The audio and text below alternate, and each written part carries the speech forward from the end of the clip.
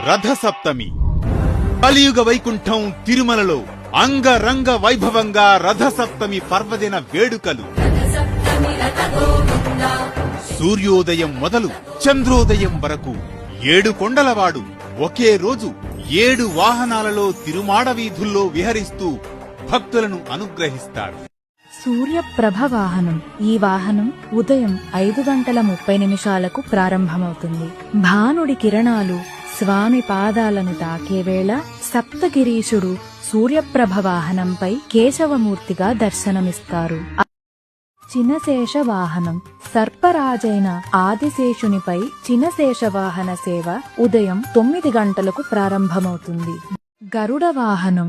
శ్రీవారికి అత్యంత ప్రీతిపాత్రమైన గరుడ సేవ ఉదయం 11 గంటలకు ప్రారంభమవుతుంది.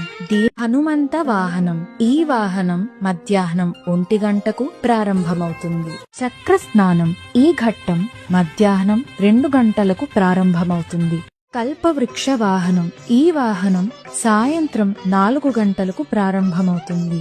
సర్వభూపాల వాహనం. ఈ వాహనం సాయంత్రము 6 గంటల నుండి ప్రారంభమవుతుంది. చంద్రప్రభ వాహనం. రథసప్తమి వేడుకల ముగింపుగా చల్లని వెన్నెల వంటి చంద్రప్రభ వాహన సేవ రాత్రి 8 గంటల నుండి ప్రారంభమవుతుంది.